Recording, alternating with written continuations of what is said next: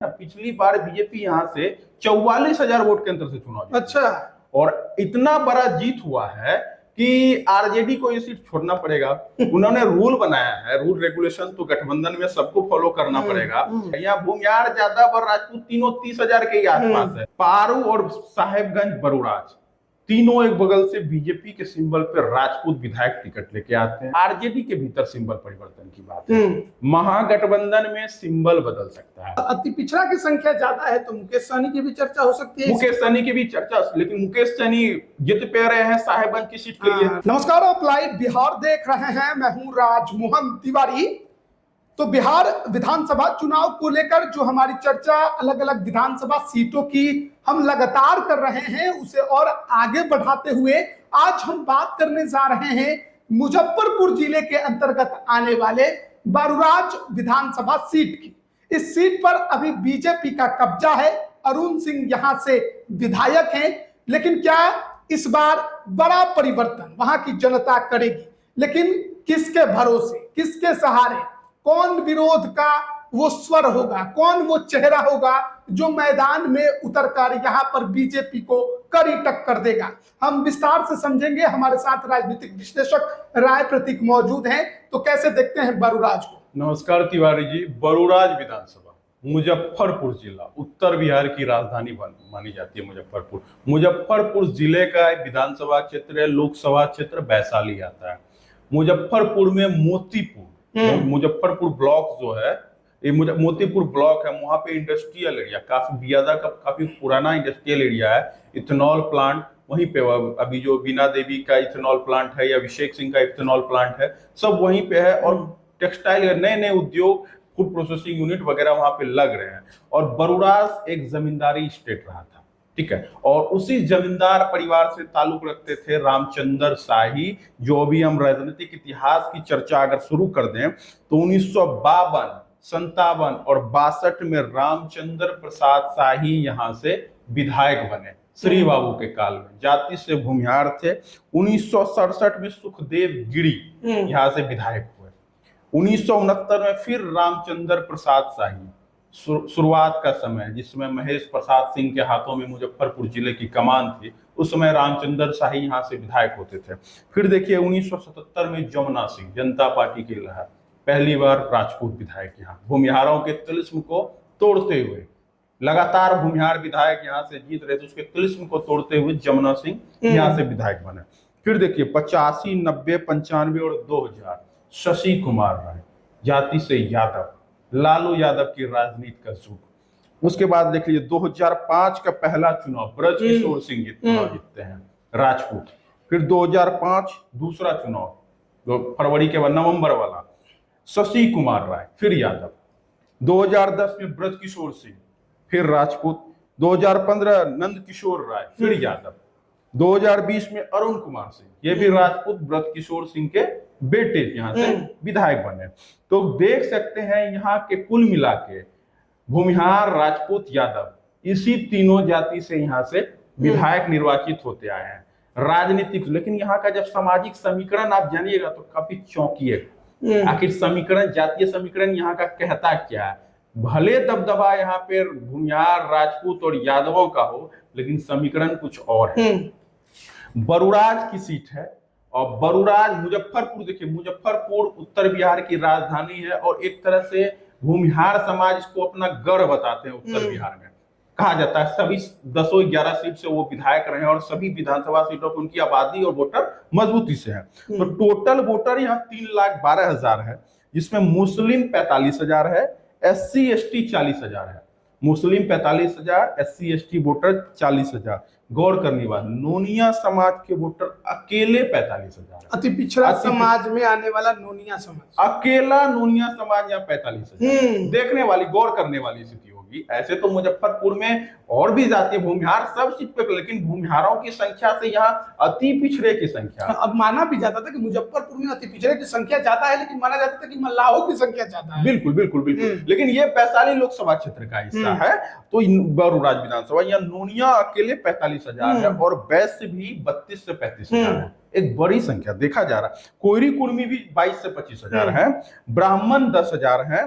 राजपूत 26,000 हैं, भूमिहार भी 28,000 हैं और यादव भी 30,000 है। तो इसमें कौन कम है कौन अधिक है कह नहीं सकते हैं। राजपूत, भूमिहार और यादव तीनों की संख्या आप 30,000 के आसपास मान लीजिए। लेकिन निर्णायक नोनिया समाज एकल जाति में सर्वाधिक है, यादव से भी सर्वाधिक है। यहाँ भूमिहार, यादव और राजपूत तीनों 30,000 के ही आसपास है। भूमिहार भले मुजफ्फरपुर को अपना गढ़ दुर्ग बताता हो, लेकिन बरुराज में उनकी संख्या तुलनात्मक, इसी वैशाली लोकसभा में कांटी है, पारू है, साहेबगंज है, उसकी तुलना में बरुराज में थोड़ा कम है। और राजपूत समाज का यहाँ जो वोट है, राजपूत समाज तो जनरली पूरा मुजफ्फरपुर जिला में खास करके साहेबगंज, बरुराज और गायघाट में है। पारू में उसकी संख्या कम है। तो आप देखें मल्लाह भी यहाँ 18 से 20,000, हाँ, अति पिछड़ा समाज। और अदर सीबीसी जो 55 वो भी 35,000 है। मतलब अच्छी खासी ज्यादा, हाँ, अति पिछड़ा का बहुत बड़ा चंक है। भाजपा की जीत हार का अंतर देखिए ना, पिछली बार बीजेपी यहाँ से 44,000 वोट के अंतर से चुनाव। अच्छा, और इतना बड़ा जीत हुआ है कि आरजेडी को ये सीट छोड़ना पड़ेगा। उन्होंने रूल बनाया है, रूल रेगुलेशन तो गठबंधन में सबको फॉलो करना पड़ेगा। 15,000 से जो अधिक वोटों से चुनाव हारे हैं, कुछ एकाध अपवाद सीट में सीट रिटेन करके प्रत्याशी, लेकिन बदलने का गठबंधन चर्चा चल रहा है। और उसमें भी जिस सीट में 44,000 मतों के अंतर से हार हुआ है, वहां तो सिंबल बदलने की बात होगी। ऑब्वियस सी बात है, या सिंबल बदलेगा तो सिंबल बदलेगा या कैंडिडेट बदलेगा। कैंडिडेट अगर थोड़ा सा और क्लोज फाइट होता तो कैंडिडेट पे सोच सकते थे, लेकिन सिंबल बदलने की नौबत इसलिए आएगी कि विधानसभा चुनाव में 44,000 मतों के अंतर से हार, ये बहुत बड़ा हार है। तो यहाँ पे दावेदार बहुत ज्यादा है। जैसे दावेदार तो होंगे, लेकिन सबसे बड़ा बात यहाँ करना होगा कि सिंबल बदलेगा तो सिंबल किसका आएगा। जी, उसी पे हम आ जाते हैं। पहले देख लेते हैं। यहाँ पे देखिए, यहाँ पे मोतीपुर ब्लॉक तो पूरा है इसमें। जो बरुराज ब्लॉक ही होता है, उसका मतलब मुख्यालय मोतीपुर था, तो नया नाम ब्लॉक का हो गया मोतीपुर। तो मोतीपुर नगर परिषद है, बरुराज नगर पंचायत है। मोतीपुर प्रखंड में 29 पंचायत है टोटल, और 2 पंचायत पारू विधानसभा से आता है। तो उसमें 2 पंचायत का नाम, एक चोचन छपरा, एक सरिया, 2 पंचायत आता है। दोनों भूमिहार बहुल है, राजपूतों की संख्या है। तो यहाँ पे पारू जो ब्लॉक है, बड़ा ब्लॉक है, और भूमिहार डोमिनेटेड ब्लॉक है। इसको 3 विधानसभा में बांट दिया गया। पारू में पारू है, साहेबगंज में आधा पारू आ जाता है, और पारू का 2 पंचायत जो है बरुराज में भी आ जाता है। तो यहाँ पे दावेदारों की अगर बात करें, पहले बीजेपी से अरुण कुमार सिंह है, ब्रजकिशोर सिंह के बेटे हैं, और अभी बड़े अंतर से जीते हैं। बड़े अंतर से जीते हैं, लेकिन बीजेपी के भीतर में स्ट्रेटजी का काम चल रहा है। पारू और साहेबगंज, बरुराज तीनों एक बगल से बीजेपी के सिंबल पर राजपूत विधायक टिकट लेके आते हैं। सांसद भी राजपूत, 3 विधायक भी राजपूत, ऊपर से राजू सिंह को मंत्रिमंडल में भी जगह मिल गया है। एंटीन गेमिंग से पूरे वैशाली लोकसभा क्षेत्र के अंदर एक भी वैश्य समाज, पिछड़ी जाति का उम्मीदवार नहीं है। तो पिछड़ी जाति की संख्या पारू और बरुराज में अच्छी खासी है। लेकिन कुडनी में तो जीते हैं। वो मुजफ्फरपुर लोकसभा क्षेत्र का हिस्सा है। वैशाली जिला तो मुजफ्फरपुर ही है। बिल्कुल, मुजफ्फरपुर जिले में महज आप एक वैश्य लड़ा रहे हैं, और भूमिहार महज मुजफ्फरपुर शहर और मलिक काटी 2 लड़ा रहे हैं। राजपूत तो आप गायघाट भी लड़ा लेते हैं, 4 राजपूत लड़ा रहे हैं। पिछले बार तो भूमिहार काटी भी नहीं लड़ा था। बिल्कुल। तो और राजपूतों की संख्या मुजफ्फरपुर जिले में काफी सीमित है। कहा तो जा रहा है कि वैशाली लोकसभा का जो अध्ययन हुआ है भाजपा और अलग अलग कंसल्टेंसी के द्वारा, 1 लाख से भी कम वोट राजपूत समाज का बताया गया है। उससे ज्यादा उनके करीब ठीक ठाक वोट मल्लाहों का, यादवों का, मुसलमानों का है। भूमिहारों का वोट राजपूत के तुलना में 3 गुना बताया गया। खैर, इस चीज की चर्चा हम यहाँ पे नहीं करेंगे, लेकिन भाजपा के जो भीतर स्ट्रेटजी है, उसके बीच में पारू और बरुराज दोनों सीट पे संकट है। वैश्य समाज के जमात से किसी जाति की दावेदारी बढ़ रही है, और भूमिहारों की भी संख्या एक सीट पे बढ़ाने की बात चल रही है। लेकिन बरुराज में तो राजपूत अच्छे खासे हैं। बरुराज में बढ़ाने की भूमिहार की जरूरत नहीं है। बरुराज और कांटी में बढ़ाया जा सकता है। कांटी तो ऑलरेडी भूमिहार की सीट है। भूमिहार कहाँ लड़े? पिछले बार किसको लड़ा? नहीं लड़े, जदयू से लड़े, लेकिन आज तक तो सीट रही है। लेकिन ये जो वैश्य समाज का है ना, वैश्य समाज को वैशाली लोकसभा के अंतर्गत एक सीट पे लड़ाने की बात चल रही है। वो पारू की हो या बरुराज की हो। बरुराज में वैश्य जमात और अति पिछड़ी जमात जो है बड़ी आबादी है। तो बरुराज है, पारू है। वैसे देखिए, बीजेपी में अरुण कुमार सिंह विधायक हैं, बड़े अंतर से जीते हैं, टिकट के रेस में सबसे आगे हैं। लेकिन स्ट्रेटजी क्या होती है? क्या वैश्य समाज, एक तो और नाम है आचार्य किशोर कुणाल का गृह विधानसभा प्रॉपर गांव बरुराज है, ठीक है। तो सेन कुणाल को लेकर अलग अलग चर्चा होती है, लेकिन उन्होंने खुद आके बोला है कि हम इस बार विधानसभा का चुनाव नहीं लड़ेंगे। पिता के जो हालांकि उनकी अधूरे चर्चा बरुराज से ज्यादा बरबीघा में होने लगती है। बरुराज, कांटी, बरबीघा हर जगह, लेकिन उनका गृह विधानसभा बरुराज है। और बरुराज, भूमियार, राजपूत, यादव तीनों आपस में लड़ते रहे, ट्रेडिशनल सीट रही है। तो अगर उनको लड़ने के लिए बोला जाता है, अभी तो इसकी चर्चा नहीं है, लेकिन चुनाव जब नजदीक आएगा, अगर चुनाव लड़ने को उनको बोला जाता है, निर्देशित किया जाता है, तो बरुराज भी उसमें एक सीट हो सकती है। तो सैन कुणाल की भी चर्चा है, अरुण कुमार सिंह है, वैश्य समाज से कौन, इसकी ये भी देख रहे हैं। दिलीप जायसवाल अभी प्रदेश अध्यक्ष हैं भाजपा के, तो वो क्या करते हैं, वो क्या स्ट्रेटजी बनाते हैं मुजफ्फरपुर के लेके, ये भी चर्चा का विषय है। लोकसभा से सांसद भी राजपूत है, 3 विधायक भी राजपूत हैं, एक ही पार्टी से मंत्री भी हैं। तो एक थोड़ा सा जो संदेश है ना बीच में, वो गलत जा रहा है। तो एक ये हो गया। आरजेडी के भीतर सिंबल परिवर्तन की बात है, महागठबंधन में सिंबल बदल सकता है।